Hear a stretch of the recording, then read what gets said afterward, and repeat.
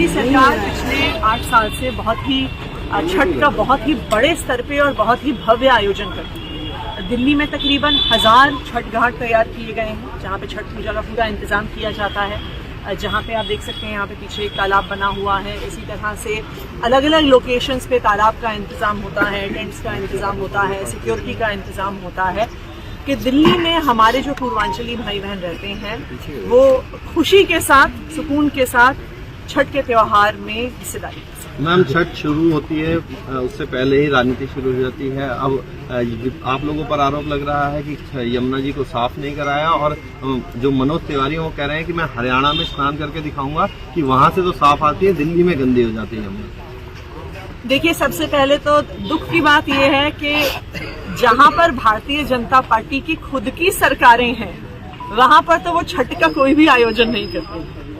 मनोज तिवारी जी खुद पूर्वांचल से हैं। क्या जहां पे जिस ईस्टर्न यूपी के हिस्से से वो आते हैं, क्या वहां पे बीजेपी की सरकार कोई भी छठ का आयोजन करती है? नहीं करती। देश भर में भारतीय जनता पार्टी की सरकारें हैं। गुजरात में भारतीय जनता पार्टी की सरकार है जहां पर बहुत बड़ी संख्या में पूर्वांचलियों ने माइग्रेट किया है, वहां पे काम करते हैं। लेकिन भारतीय जनता पार्टी शासित किसी भी राज्य में आज तक सरकार ने छठ का आयोजन नहीं किया। जब भारतीय जनता पार्टी दिल्ली में भी एमसीडी में सरकार में थी तो उन्होंने छठ का कोई आयोजन नहीं किया। अरविंद केजरीवाल जी की ही सरकार है जो पूर्वांचलियों को दिल्ली का एक अभिन्न हिस्सा मानते हैं। इसलिए केजरीवाल सरकार ने हमेशा ही छठ का आयोजन किया है। अब एमसीडी में भी अरविंद केजरीवाल की सरकार है तो एमसीडी भी छठ घाटों का निर्माण कर रही है। बहुत सारे छठ घाट एमसीडी द्वारा भी बनाए जा रहे हैं।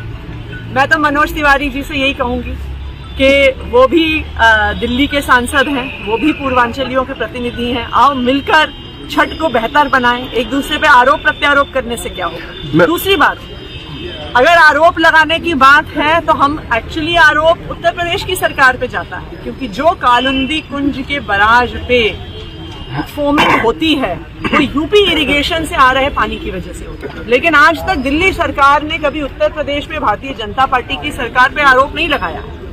हम वहां पे जो भी पोल्यूशन होता है उसको साफ करने का इंतजाम करते हैं, क्योंकि हमारा ये मानना है कि सब लोगों को मिलकर काम करना चाहिए और भारतीय जनता पार्टी भी उसी स्पिरिट में काम करे तो देश के लिए। लेकिन उस फोमिंग को खत्म करने के लिए क्या कुछ काम किए जा रहे हैं? क्योंकि अब 2-3 दिन बाद छठ का उस फोमिंग को खत्म करने के लिए ऑलरेडी दिल्ली जल बोर्ड ने छिड़काव शुरू कर दिया है। कई food grade FDA approved chemicals हैं, एंजाइम्स हैं जिनका पहले भी प्रयोग किया जा चुका है। बड़े स्तर पे डीफोमिंग का काम शुरू हो गया है। ऑलरेडी कई सारी नावों के माध्यम से ये स्प्रेइंग शुरू हो गई है। पिछले साल भी बहुत सक्सेसफुली इस स्प्रेइंग के माध्यम से डीफोमिंग करी गई और इस साल भी छठ आने तक बिल्कुल भी किसी प्रकार की फोम वहां पे नहीं बचेगी। लेकिन मेरा यूपी इरिगेशन वालों से भी आग्रह है उत्तर प्रदेश की सरकार से कि वो ऐसा पोल्यूटेड पानी ना भेजें अपने कनाल से जिसकी वजह से दिल्ली वालों को परेशानी। मैम, एग्जैक्ट नंबर क्या है छठ घाट का? क्योंकि दिल्ली सरकार हर साल तैयारी करती है, तो एग्जैक्ट नंबर क्या है और वहाँ पर तैयारियां कैसे चल रही है? देखिए, दिल्ली सरकार के तकरीबन 1000 छठ घाट हैं जहां पर तैयारियां चल रही हैं। तैयारियां छठ के पिछले दिन तक पूरी हो जाएंगी। इसमें तालाब शामिल है। कई जगह पे पक्के तालाब हैं, जैसे जिस साइट पे आज हम खड़े हैं। कई जगह पे कच्चे तालाब बनाए जाते हैं। कई साइट्स ऐसी हैं जहां पे तालाब बनके तैयार हैं लेकिन उनको खोद के छठ के समय तालाब के तौर पे रेडी किया जाता है। पानी का अरेंजमेंट होता है, सिक्योरिटी का अरेंजमेंट होता है, लाइट्स का अरेंजमेंट होता है, टेंट का पूरा अरेंजमेंट होता है। और दिल्ली में तकरीबन 100 जगह बहुत अच्छे हमारे कल्चरल प्रोग्राम्स भी दिल्ली सरकार के माध्यम से, मैथिली भोजपुरी अकेडमी के माध्यम से छठ घाटों पे उनका एक मांग